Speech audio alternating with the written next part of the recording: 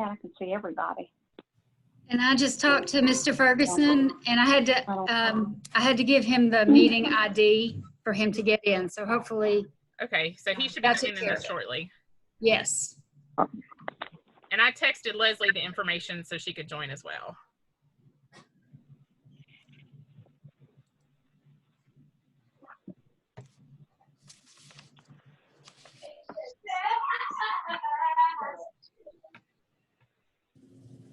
Lori? Hello? We have a quorum. Hello, this is Jim. I'm on the phone. Okay. I didn't get, somehow the email with the link and everything, it's not on my, I can't find it. That's disappeared. Okay, I had sent it out to everyone at about 2 o'clock today. Yeah. I remember seeing it on my cell phone, but when I went to retrieve it, it's not there. It's not in my junk. It's not, and it's not even on my computer email. So I don't know what happened to it. Okay. Well, the important thing is we have you now. Okay. When I'm here sitting in front of my computer, I could click. I was, click on. I could be on in the zip, but I don't know what happened to it. Would you like for me to resend you the link? Would you? And because that's bugging me. Yes. Let me do that right now. Yeah, because I tried and he couldn't find he couldn't get mine either. It's very, very weird. Yeah, I tell you, technology is wonderful, but man, when it doesn't work for you, it just doesn't. It's aggravation. It is.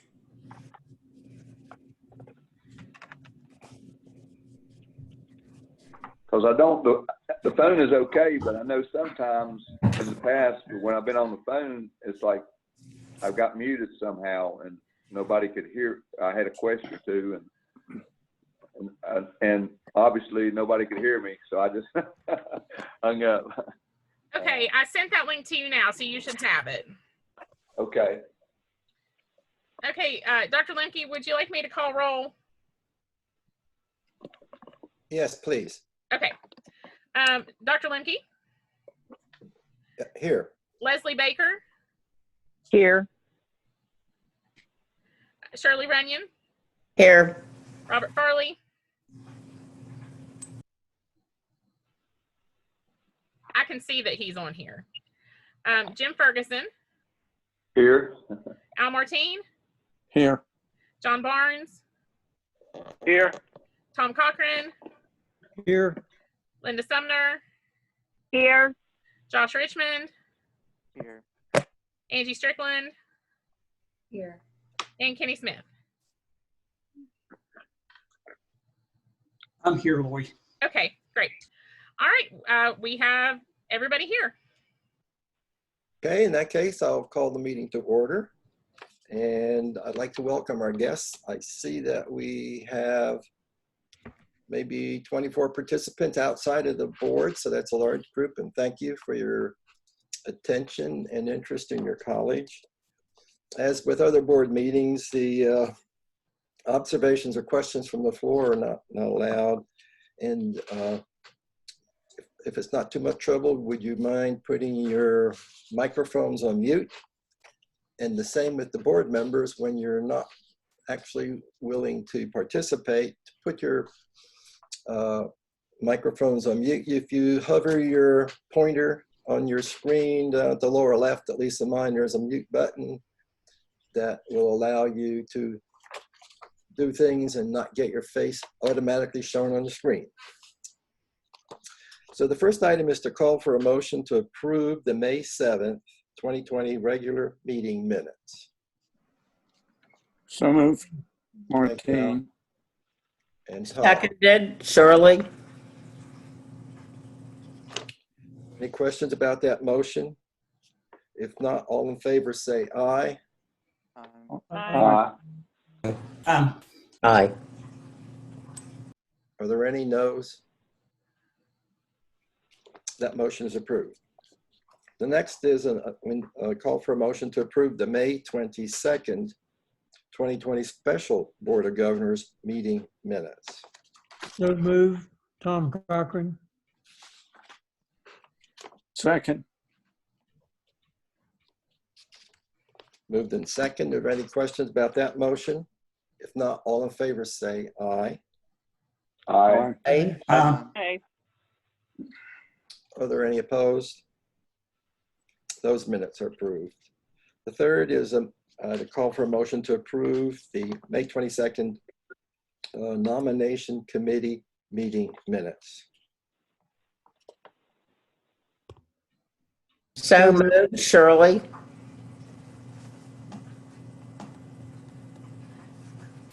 Did I hear a second? I'll second. Thank you. It's been moved and seconded. Is there any question on that motion? If not, all in favor say aye. Aye. Aye. Aye. Were there any opposed? Those minutes have been approved.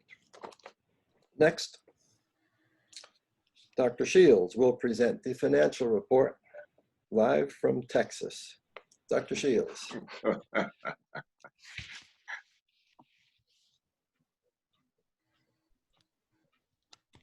Thank you very much, Mr. Chairman. The first slide of my presentation, of course, is the mission statement that supports the college's overall mission from the Finance and Administration Department. Next slide, Lori. My report as of April 30th, 2020 highlights from the financial statements as of April 30th. The total funding appropriation for New River as received from the West Virginia State Legislature was $5,864,886. The report as of April 30th, 2020 reflects the release of $5,864,886 and accounts for 100% of the original $5,864,886. Within the revenue for sales and service of education activities, the breakdown of those funds include $162,261.20 for workforce education and $600 for continued education. Within the category of miscellaneous revenue, the community education revenue accounts for $1,705 of the total, and the remaining income is in the bookstore and bookstore commissions, vending machine commissions, rent, and others.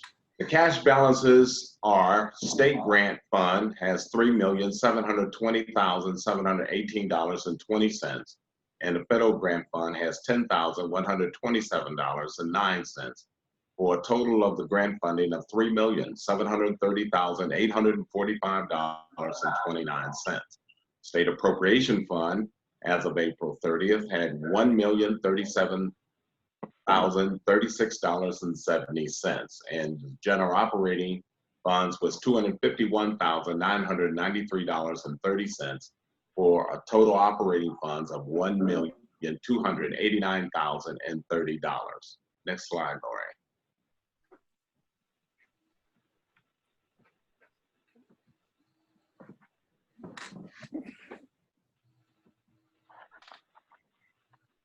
Thank you.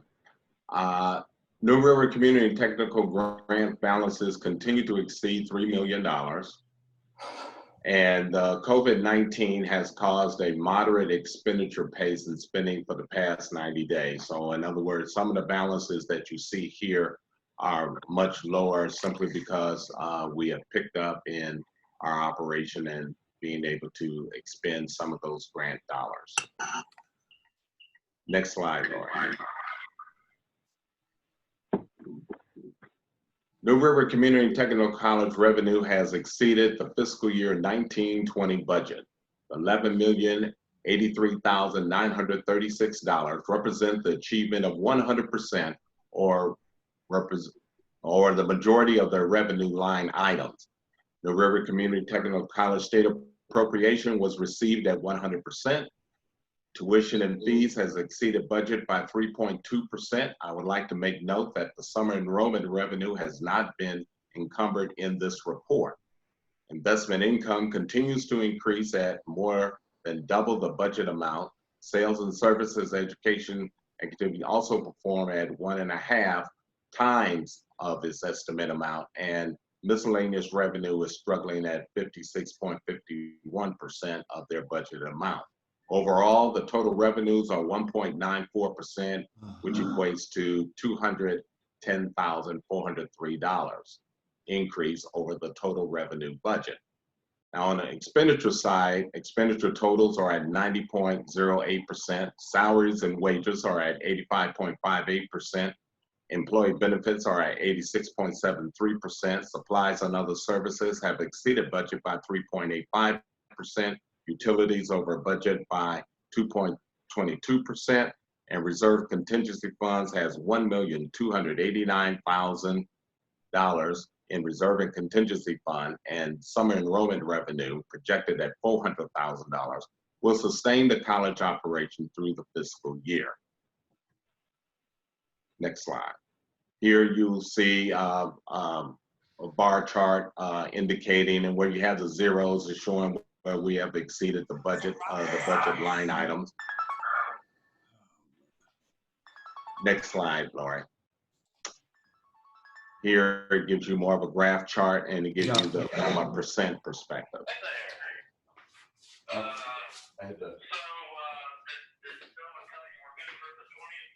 Next slide, Lori. Nope, up one. No. This. Nope, missing one.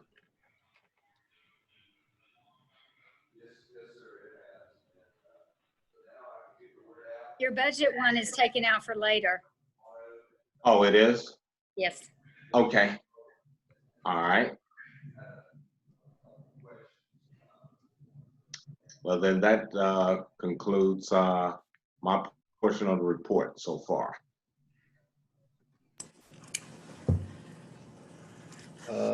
Thank you, Dr. Shields. Are there any questions for Dr. Shields? I'd like to suggest from the Finance Committee that we accept this finance report from Dr. Shields. Thank you, Shirley. Is there a second? I'll second it, Leslie. Thank you, Leslie. You heard the motion to approve the financial report. All those in favor say aye. Aye. Aye. Aye. Are there any negatives? Thank you. Your report is approved, Dr. Shields. Thank you. It's nice to see that we made budget. Comment. Yes, sir. Next on our agenda, we will learn something about the counseling pilot program from Ms. Holman, Mr. Holman and Ms. Fry.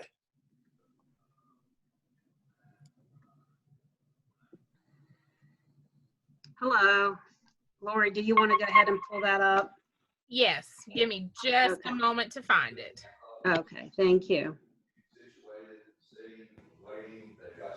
While she's pulling that up, first of all, I'll tell you a little bit about myself. I'm Suzanne Fry. I'm the financial aid counselor on the Greenbrier Valley campus. I've been with the school for, do you want to tell Jim that? Yeah, that's correct. Yeah, hang on just one second. Mr. Ferguson? Right, exactly.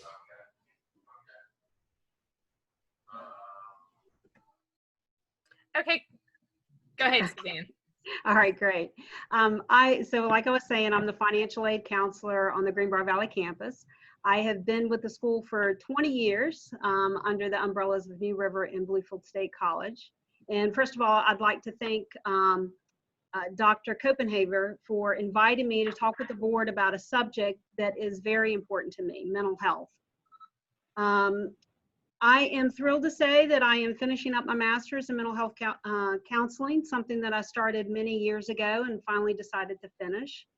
When it came time to do my internship, I pitched an idea to Peter Homan. He's the director or interim director of student services, asking him if I could provide free counseling to students. The last 20 years in higher education has shown me students' need for counseling, and it's only gotten greater. I have a bachelor's in counseling, and I worked in behavioral health prior to moving into higher ed. I know the need, and I know that it helped me when I was in college. However, without a campus program, students typically do not get it. The obstacles are great. For starters, there's the lack of insurance, there's the lack of money, stigma, and not knowing where to go to help. Fortunately, Mr. Homan saw the need too, and together we drafted a counseling proposal. And ultimately, after we covered all our bases, Dr. Copenhaver approved it. You can go ahead and move to the next slide, Lori.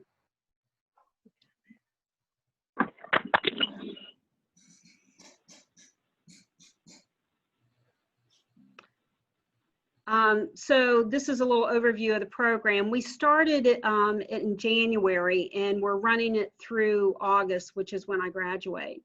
We also contracted with a licensed professional counselor at the Osteopathic Medical School because in order to do this, I needed to work under a license and have clinical supervision.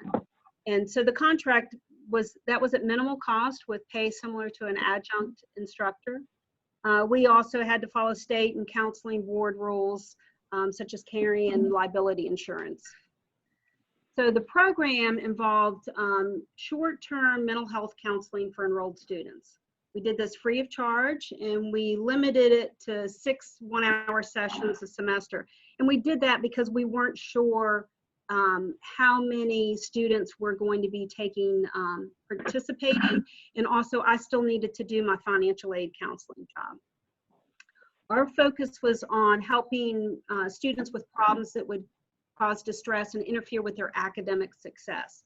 And you can see that the purpose was to enhance their academic, personal, and career success, and ultimately to retain students. You can go ahead and so let's look at some statistics on mental health issues for students. These numbers are startling. You know, you can read some of those there yourself. There's also another study that was done by the American College Health Association that surveyed 29,000 students from 54 colleges and universities. And students cited depression and anxiety as the top impediment for academic performance. Yes. Oh, wow. Interestingly, community college students have as many or more risk factors for behavioral and mental health issues as those at four-year institutions. We serve the majority of first-generation and underrepresented students in the U.S. Our students tend to be older, and many juggle school with jobs to support themselves and their family. Okay, Laura, you can go to the next one. Oh. I'll go back one. Okay. Mental health has become more of a hot topic for everyone, especially since the coronavirus pandemic and stay-at-home orders. Active Minds organization did a survey of how COVID-19 was affecting college students' mental health, and here's what they learned. You can read that. 1 in 5 say that their mental health has significantly worsened under COVID-19, and 80% of college students reported that it had a negative impact on their mental health. So you can go back, Lori, for a second. In response to the stay-at-home orders, we had to move to telecounseling, which took time for us to get into place. It needed to be HIPAA compliant. We also had to try out several different ones to figure out what worked best for us and our students. But it's in place now, and it's working quite well. And a side note, the HEPC recognized the need, and they actually paid for New River to have that platform for a year. Okay, you can go ahead, Lori. The question is, why is it important for schools to address students' mental health? It seems common sense that it affects their educational persistence and academic success. The bottom line is that It benefits both the institution's academic mission and the economic well-being. Everyone has mental health, so it's an issue that concerns all of us. Mental health impacts every part of our lives, from academic success to social interactions to physical health. And I think we all know that feeling well makes it easier for us to respond to the demands and stress of life, or in students' case, college life. You can go ahead and move that. Okay, a little bit about the connection between mental health and retention. So it's not just, you know, when students drop out, it affects not only them, but also their schools and their communities. And this shows a little bit, there's some research on psychological distress, how it affects, such as depression and anxiety, how it affects GPA. You can go on to the next slide, Lauren.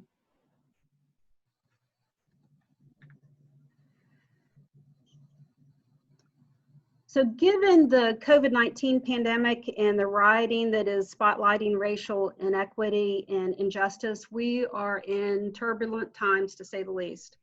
Peter said something today that resonated with me.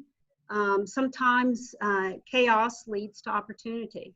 So right now we have an opportunity to build on our culture of caring for students and fostering their development in a holistic, whole person kind of way.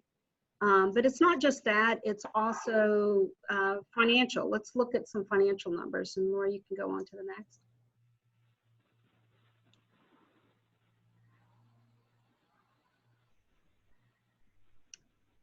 So one of the reasons that students cite for dropping out is their mental health.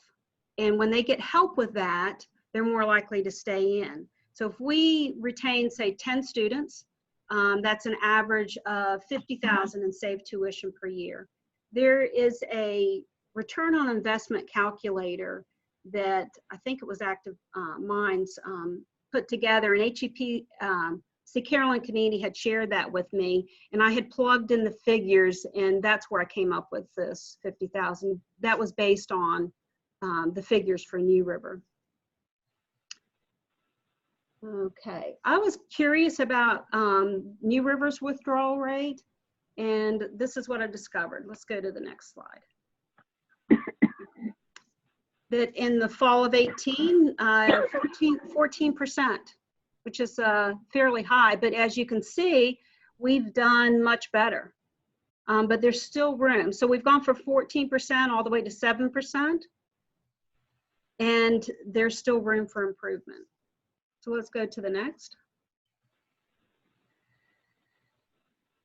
Okay, so what are other schools doing? Right now, we're in a period of time where mental health services are growing at community colleges.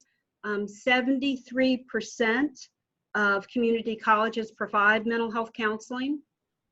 Prior to our pilot project, we were in the 27% who didn't. But even some of those in the 27% contracted with off-campus providers. In the number of schools that provide access to mental health, professionals has nearly doubled, and the number of counselors in centers are increasing. So here's what we could do if we continue the counseling program. You want to go to the next? So what we'd like to do is to continue providing direct counseling for students. And we can create like a mental health wellness section on our website and provide mental health training and seminars for faculty, staff, and students. We can spotlight various mental health issues that affect the wellness of our students. Provide apps. Let's go to the next one, Lauren.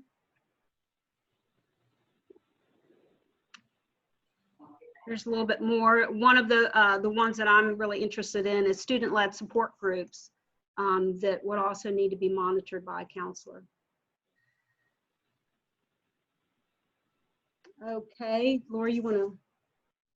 go on to the next. This is just recapping how counseling services can help New River.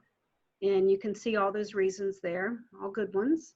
I'm going to turn it over to Peter Homan so he can add to the topic and fill us in on statewide efforts.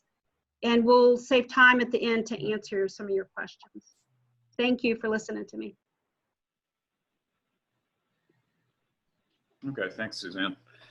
Yeah, just a couple comments. Like Suzanne pointed out, this has really become a big topic right now with the coronavirus going on. It seems like the number of emails, including spam for services, but just the number of emails, articles, et cetera, that are coming out through all sorts of higher education channels has really increased lately. And I feel like we're seeing a stronger interest in mental health counseling from HEPC as well. I'm right now taking part in a 6-week learning series looking at collegiate recovery programs, which is basically for students who are recovering from addiction. It's essentially sort of peer support programs. And HEPC has also put out some grant money. And like Suzanne said, they put out financially to help us have the telecounseling option for the rest of the year. And one thing, when we think about student success, we often think about the academic success factors. We think about those nice numbers, like, looking at grade point averages, looking at, number of days missed from class, things like that. But really, there's this whole other side of non-academic student success factors, things like mental health, things like family life, things like financial status. And so really, to me, that's why it's important to have something like this, is just because it gives us one more tool to help students succeed. And it fits in with some of the other things we're doing. For instance, we've had the TANF grant for several years. That's actually how I started here. And, so that's a program basically mentoring students who are recipients of aid through DHHR and helping them, sort of get their, ultimately we're helping them financially, but the point is really just to sort of help mentor them through the process. And it's looking a lot at what's happening for them outside of college and off campus instead of just what's happening here on campus.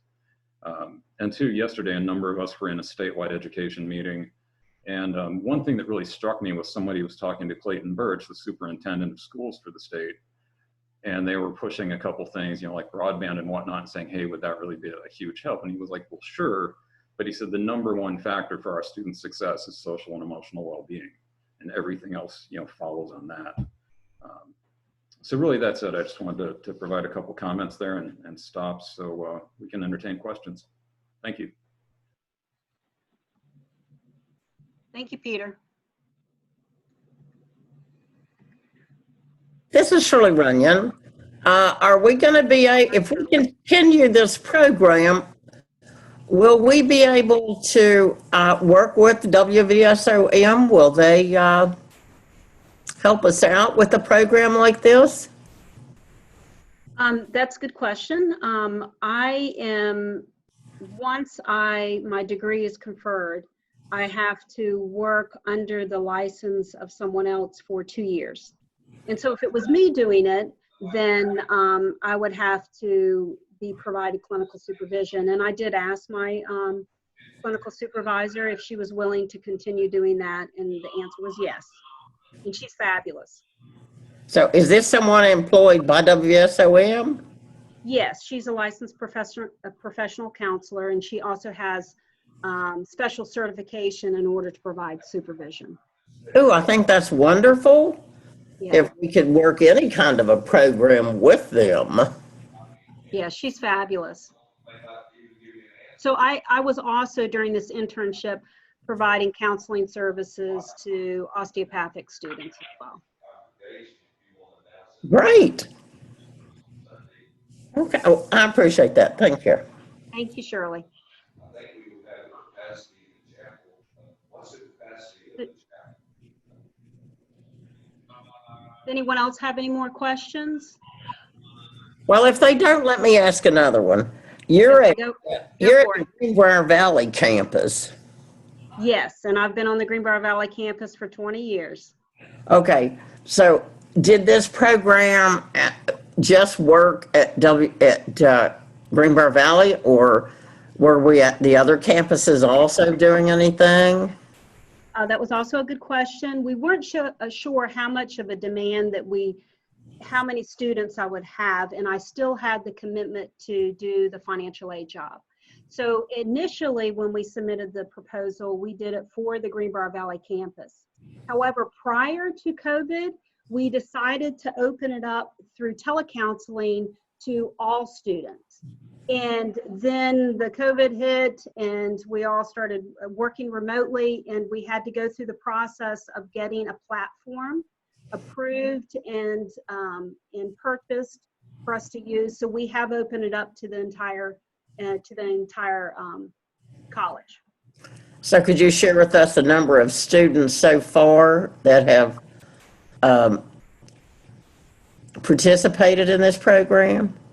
Sure. I think, Peter, you're going to have to help me out here because I did not bring all those files home with me when we went to working remotely. And I think prior to the COVID, it was 10 students. It does take time for us to build a program. Students have to know that it's there and have that sense, but I did have regular students that came.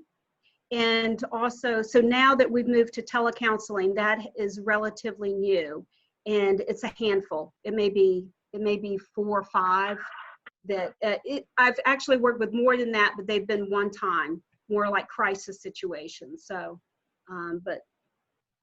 so does that answer your question, Shirley? Yes, it does. And this is wonderful. Thank you. Now,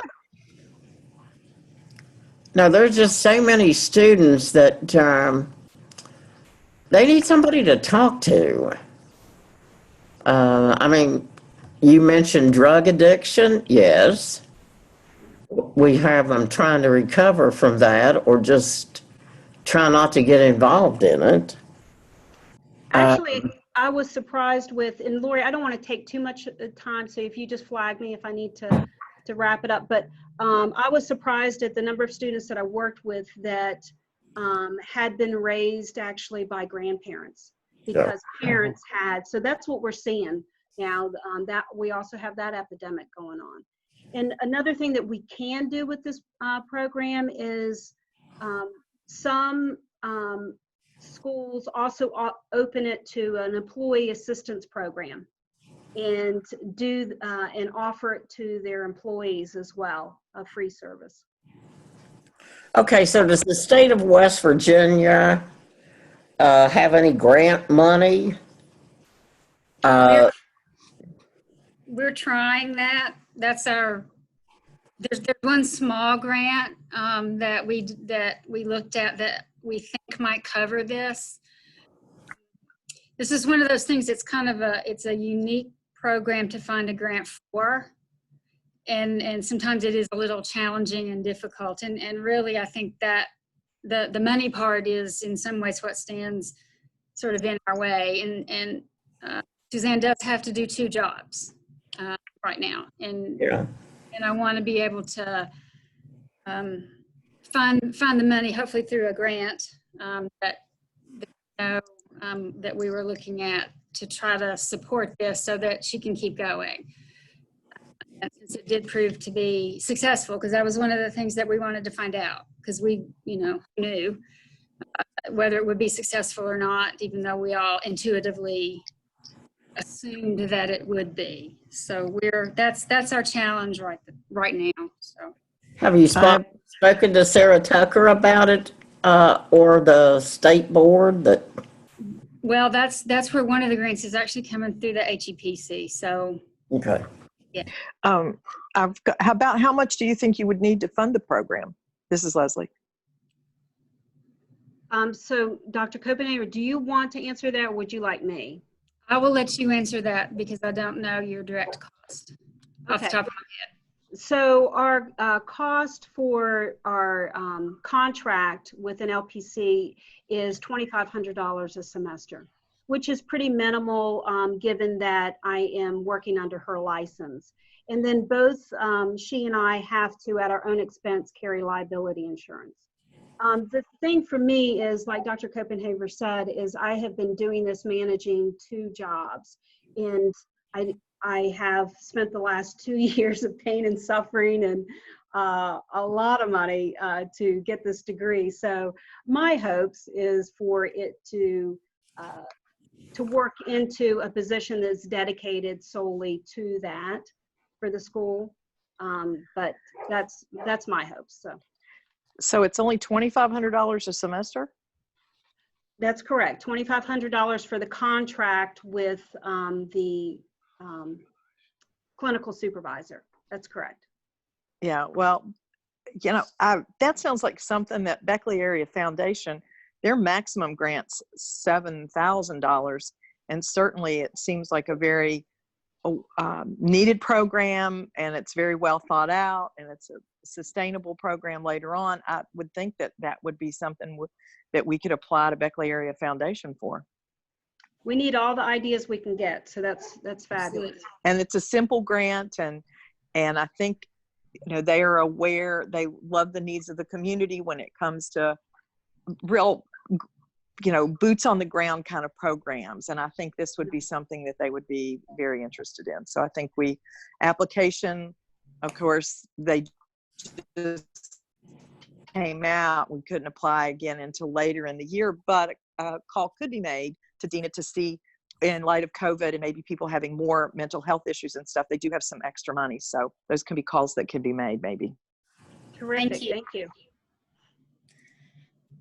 Thank you. I appreciate you guys coming and making this presentation. I know that the board had been eager to hear about this. So thank you, Susan and Pete. Thank you very much. Again, I extend also my thanks, Peter and Suzanne. And I know something about Beckley Area Foundation, and there is a community emergency fund now relating to COVID, and this may be able to be tied to COVID and mental counseling, and you could apply for those grants right now because there's money available. Thank you again. The next item on our agenda is the election of officers. I chaired an ex officio meeting with the nominations committee, as we'd seen the minutes earlier, and they reached a consensus. And I would like to now call for nominations for the position of chair and have someone from that committee make a nomination. I make a nomination of Tom Lemke for the chair. Thank you, I Leslie. second the motion. Are there any other nominations?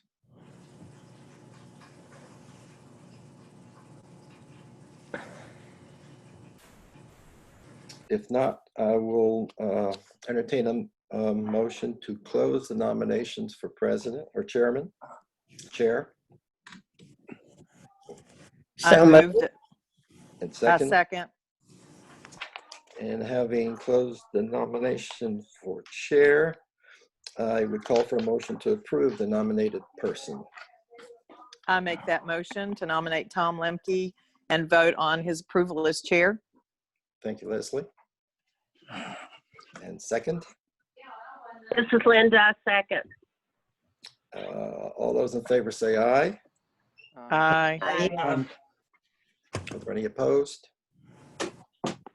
Thank you. Congratulations, Tom. Thank you. Thank you, Tom. Call for nomination for the position of vice chair. I'd like to nominate Leslie Baker for vice chair. Thank you, Shirley. Is there a second? This is Linda, second. Okay, we had two. Are there any other nominations for the position of vice chair? If not, I'll call for a motion to close the nominations for vice chair. So moved, Tom Cochran. Thank you, Tom. And second. It's Linda, second. Thank you, Linda. All those in favor of closing the nominations for vice chair say aye. Aye. All those opposed? The nominations for vice chair are closed. Could I have a motion to approve the nominated person? This is Linda. I make a motion, we approve Leslie Baker for the nomination. Thank you. And Second. Thank you, Tom. All those in favor of Leslie for the position of vice chair, say aye. Aye. Aye. Aye. Are there any negatives? Congratulations, Leslie, you are the vice chair. We have position of secretary, and is there a nomination for that from the committee? I'd like to nominate Shirley Thank you, Runyon. Leslie. Is there a second?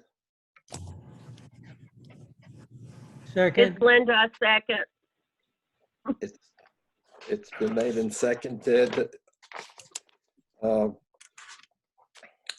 Is there a motion to, is there any other nominations for the position of secretary?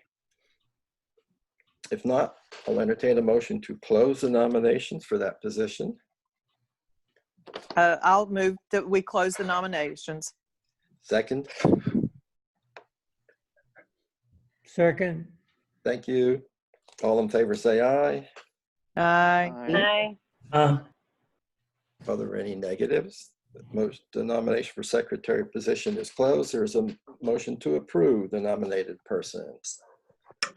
I make that motion that we approve Shirley as the next secretary for the next year. Thank you. Is there a second?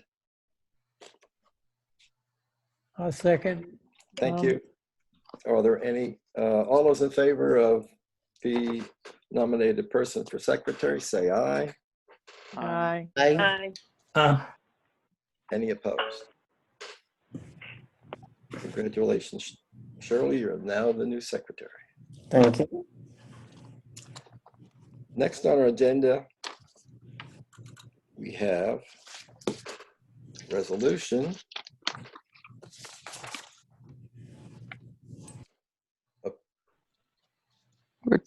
in appreciation of the service that Josh Richmond has provided.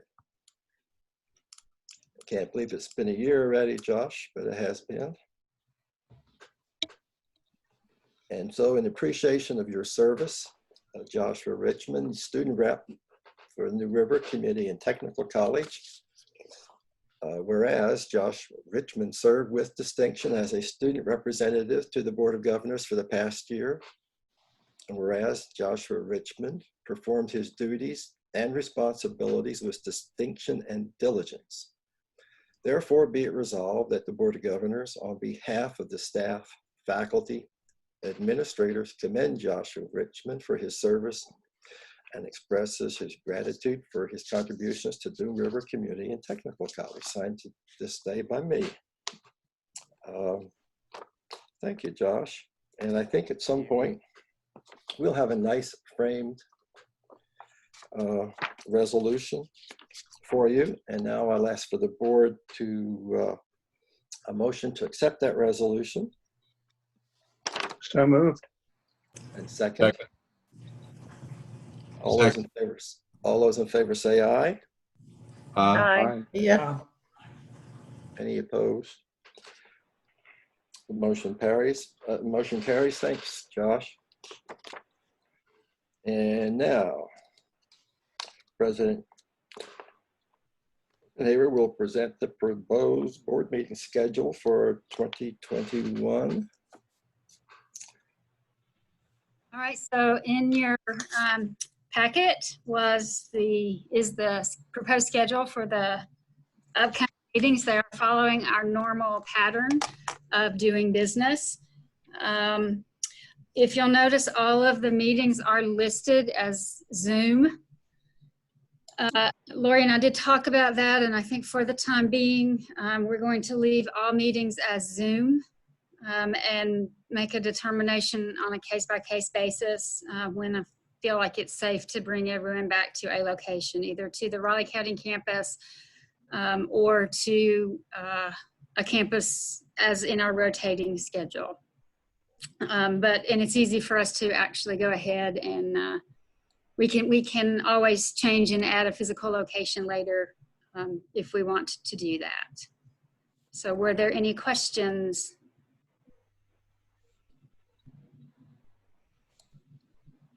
If not, I'd call for a motion to approve the proposed board meeting schedule that was sent out per our meeting announcement. So moved. Thank you. Captain Brockman. And second.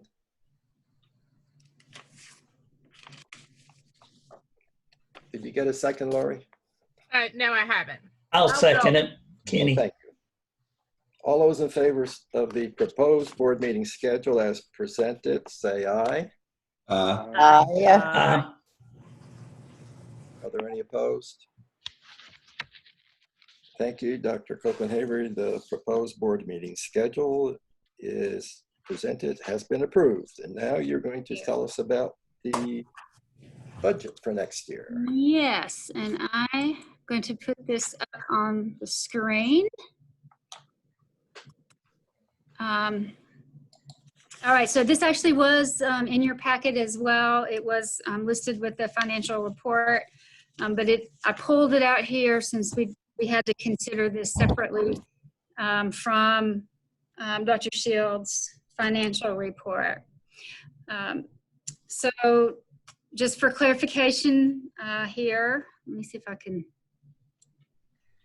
make this a little bit bigger there. The first column is what we actually budgeted for this fiscal year, the fiscal year of 2020. So we were at about a little over $10.8 million. As of March, you can see that both in revenue and expenses, we were at the $9.1 million mark. And because the college did so well, all the employees really rallied around our enrollment goal, we actually had an increase in revenue.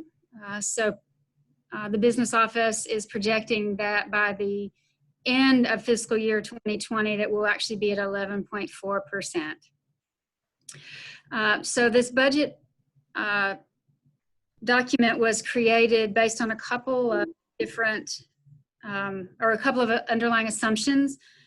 Number one, it's based on the fact that the state appropriation will stay the same. So this right here, state appropriation 5.8, we have predicated that on being the same.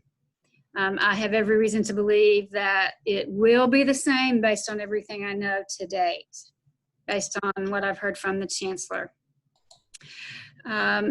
This is also the other assumption. Our enrollment is somewhat flat, that we have budgeted based on a flat enrollment. As you can see, we were estimating about $4.7 million in March. By March, we had $4.9 million, and we probably will take in close to $5.3 million, but we budget only about $5 million. I have, though, shared with the campus that it is very important that we not just say, okay, it's going to be flat. We do need to do everything we can to stay on track to our goal of having 1,800 duplicated headcount by the close of next year. And so our headcount goal for this year, our intermediate step in that process, is 1,750. And if we do achieve that goal or go higher than that, of course, it will be important to this budget. The second half of our federal allocation has not been factored into this budget in any way. So that's the CARES money, not in here. The money did just arrive, and it was pulled down by the business office yesterday. As a matter of fact, it is waiting for us to begin to spend that money as soon as we decide which, what's the best course of action for the institution.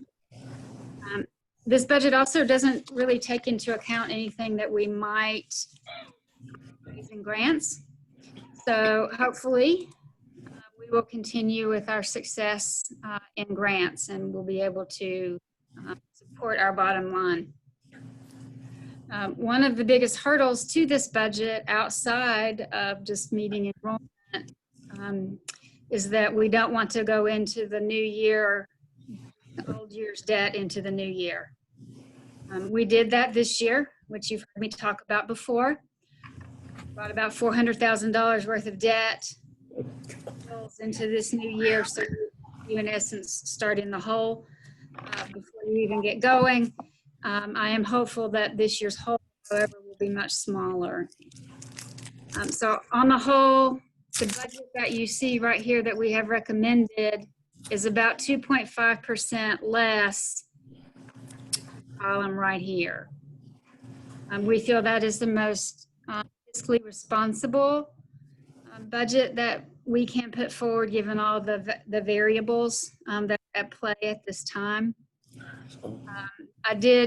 The cabinet and I felt very strongly that we wanted to preserve salaries. We have good momentum. Positions, salaries, benefits, all those things are maintained. Unfortunately, there is no room for raises in this budget. And this budget also was done with tuition or fee increases for our students. I think it's also important given the days and the time that we're living in right now. So, Dr. Shields, do you have anything you would like to add to that?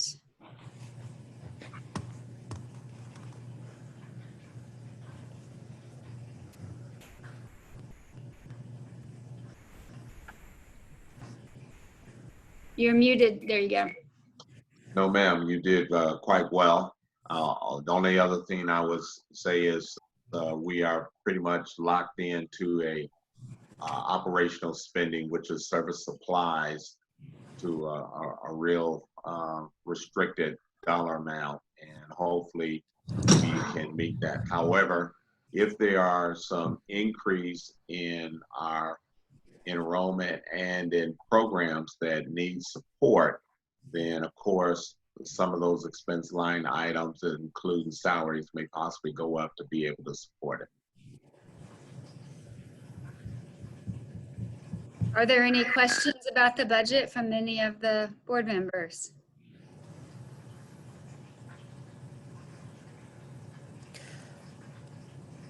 I have a comment. It's really wonderful to see that we're going to end up, but this year in the positive. That's Yes. really good news, and a good reflection on the administration and faculty and staff who are making all this possible. I'd like to recommend from the Finance Committee that we accept this new budget. Thank you, Shirley. Is there a second? I would second that. John Barnes. Thank you. It's been moved and seconded. Are there any questions about the proposal? If not, all in favor of the motion to approve the FY 2021 budget as just presented, signify by saying aye. Aye. Aye. Aye. Are there any negatives? Thank you. The budget has been approved. Dr. Copenhaver, you've still got another one. The president's report, please. Yes. Thank you. Okay. As I do, I want to recognize two people. One who has just left the institution, who is getting ready to leave the institution, and thank them for their service in front of the board. Anthony Worrell, he was our help desk manager. He, very fortunately for him, unfortunately for us, got a better career opportunity, so he did leave us to pursue that opportunity. And at this time, it also gives me great pleasure to let everyone know and to recognize that Heike Culicito is now Dr. Culicito, and she also is leaving us pretty soon now to go to Maryland to be she's going to be a CFO in her own right. So she also has my thanks in front of the board for everything that she has done since I have been here, and it has helped me greatly, so I appreciate that. So well done to both of them. This is the second month that we've used the new format for the president's report. Is it working out for everyone? Is it Yes, ma'am. what you need, clear enough? Then I'm going to assume that's a yes. Okay. Yes. All right. Thank you. Yes, good. I got it down to 5 pages, 4 pages, I think, 4 or 5 pages. So I'm trying to make sure that it's real tight and condensed so that it's gives you just what you need and no more, no less. I do want to do one more thing. I'm going to do this very quickly. I do want to spend just a few minutes because I do want to bring everybody up to date on where we are with our new reality and how we look at how we're going to cover the next few months and with our eyes toward the fall. I told when I held an end of the term Zoom meeting, and I told the faculty and staff that, you know, our new reality is it's not if someone gets coronavirus on campus, it's when someone gets coronavirus on campus, and that could be faculty, staff, or student. And that's how we have to go into these things going forward. So in order to prepare for that new reality, I did create a task force, and I asked Roger Griffith and Bob Runyon to co-chair this for me. I gave them the autonomy to go and create and build a team that they wanted to. So they have representation from the maintenance teams, academic affairs, finance, campus directors, faculty, a program director, student affairs, enrollment, and communications. So they all have been meeting very diligently for a few weeks now, a couple weeks now, 3 weeks, and getting quite a bit of work done. I gave them a mission. They are to review all campus facilities for accommodating social distance guidelines that we are still under. I asked them to look at the fall schedule, to alter as needed, to adjust to delivering classes with COVID-19 still occurring to some degree or another, and to make all of these recommendations to cabinet and the executive team. The second step, and the task force has been very instrumental in this as well, is we have summer and spring students that we need to work with, especially for spring students. So technical program students, welding, EDET, automotive, those students, they need to finish up their programs from the spring, and they will be on campus from June 8th through the 29th. So they will be at the ATC, at the welding lab that's in Greenbrier, and then at the Greenbrier Valley campus. Cosmetology and barbering, theirs is a little different. They will be at the Greenbrier Valley campus from June 8th through August the 14th. Students and faculty will be wearing masks when they are here and teaching. Students will be in small groups, and they are to observe social distance guidelines. Faculty were trained on June the 1st. Both Bob and Roger did a very nice training for faculty to help them understand, and they went over cleaning protocols, things, you know, tried to anticipate all the questions that students might have. During this time, we are allowing no members of the public to be on campus. No other employees are coming to campus other than just the faculty members.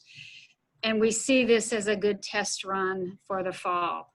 And it gives us some things to think about. The summer students right now are either online, they're already running on Zoom, or we've made some other alteration to the schedule.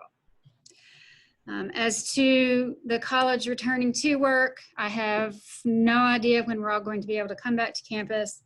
The governor has not released state employees. We are still working under the Safer at Home authority. I think when we do come back, we will have to come back under precautions. These would be things like cleaning hands, cleaning protocols, hand sanitizing stations, masks, staggering work days. So for example, for an office of 5 people or 6 people, half of them come Monday, Wednesday, Friday, the other half come Tuesday, Thursday, and you just keep alternating. We probably will need a contact tracing team, and we must plan to work remotely, potentially again in the late fall. We also have to stress that no one should come to work ill. Any kind of illness at all. You need to stay home and work from home, take a sick day. And we will, if someone is exposed to a COVID-19 person or someone does become ill, we do have to know that, because there is a protocol for us that we have to follow. I did share with faculty that I really did think that probably having any face-to-face outside of classes such as welding, EDET, auto mechanics, things like that, probably were not going to be realistic, because there's not a way to bring all of those students back on campus and have people in the building who work here all at the same time. Our buildings are not big enough. We can't accommodate that. And there isn't a planned, or the experts seem to think that by the fall, after Thanksgiving, there could be another outbreak. So as I told everybody, and I will say that Bob and Roger have taken this to heart, we did a fabulous job this spring switching gears and going into this alternative work mode. But if we have to do it again, we do have to do it in a more thoughtful manner and be prepared for it. And everyone has just really risen to that occasion, and I am so pleased and so proud. And I do hope that soon, in fact, we'll be able to probably within the next couple of weeks, certainly before I go on vacation on June the 26th, toward the middle of June anyway, there will be a press conference I want to be able to release to the public at large, and really talk about what we're going to do for the fall, how we're going to keep our students safe, and really have a good moment to get some visibility for New River with our students and with all of our employees. And if there are no questions, Dr. Lemke, that's my report. I have a question. Okay. With the lack of activity at not only the Raleigh County campus, but all the campuses, and in the way that we're all exposed to a different way of life, are you comfortable with the security measures to protect the facilities under your charge? Yes, actually, yes. During the building, or during the day, the facility staff are in the building. And then at night, it's no different than any other time. So somebody is at the campus during the day, so that we don't have any problems with, somebody knowing that we've got a vacant building. But yes, and we've had no issues with vandalism or anything like that at any of our locations. So the doors are basically locked during the day, is that right? They are locked, yes. Yes, and if a faculty or staff person needs something out of his or her office, facilities staff have been really great to go to the office, get whatever the person needs, and then meet them at the door. Because when that person crosses the threshold, and if they go to their office, then facilities has to clean that office. And so in trying to minimize all of that, they've done a really great job of getting what people need and getting it out to them, especially when we realized we were going to be out way longer than what people thought. Okay, thank you. And it looks like you have a very well thought out what if but when program, and congratulations for trying to anticipate and get organized. Let's hope you don't have to use it. I would love not to have to use it. Is there any other questions for President Copenhaver? No, thank you so much and enjoy your vacation. You deserve it. Thank you. There will not be an executive session for this evening. The next Board of Governors meeting will be Thursday, August the 6th at Raleigh County's campus, Zoom. And we have a reminder that we need to have a special Board of Governors meeting for next Thursday, June 11th at 10 a.m. to review the implementation of the new physical therapy assistant program. Do you want to say anything more about that now, or? I can just say real briefly, this is part of our application, not only to the HLC to have our program reinstated, but also for the CAPTE accreditation. It's a step that we have to go through. I wished we had known in time to get it on this agenda, but that was not to be. So I appreciate everybody's willingness to just have a quick call. It really should not take us very long at all. And I will send out all the information for everybody's tomorrow.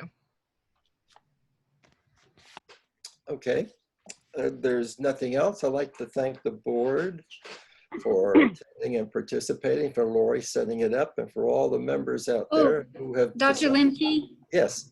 Dr. Lemke, can I do something very quickly? Right ahead. I didn't realize she was here, and I just got a message. You know, last month I did say something about Nancy Wim. Yes.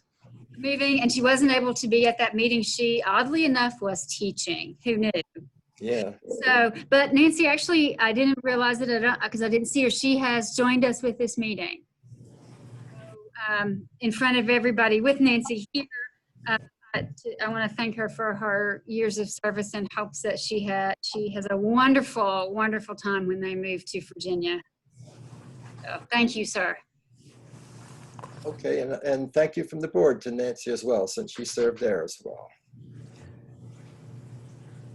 Is there any other business to bring before the group? Tom, can you hear me? Yes, go ahead. Jim Ferguson. I wasn't for sure if I was muted or not, but and why my camera's not working, I don't know. But anyway, this is an announcement, and I finally tied down today the tribute to my wife, celebration of life service. It's going to be on June 20th at Westminster Presbyterian Church here in Bluefield. All board members are invited to come. Would love to have you. It's going to start at 10:30. And Lori, if you could communicate that, everybody, I would appreciate. But it is nailed down finally. This coronavirus has just really held us up, but now we look like we'll be able to do it. Okay, thank you, Jim, and Lori will get us the details. Thank you. Yes. Yeah, John, just one thing. I personally would like to thank Lori for having the patience to get all of us on Zoom. Some of us are not as diligent as others, and it's nice that we have someone like Lori that keeps a positive attitude when she probably feels like screaming. So thank you, Lori. Thank you very much. And Lori, after we leave Zoom, can you and I stay on Zoom for just a minute or two? I want to make, I'm not quite sure about my emails and what's happened here with why I don't have the camera working. So maybe you can help me. I'll stay on with you. Okay. Okay. I'll entertain a motion to adjourn. So moved. Make them second, Leslie. Leslie, all those in favor say aye. Aye. Aye. Motion carries. We're now adjourned. Thank you, everybody, for your patience. Bye, everybody. Bye. Thank you. Aye.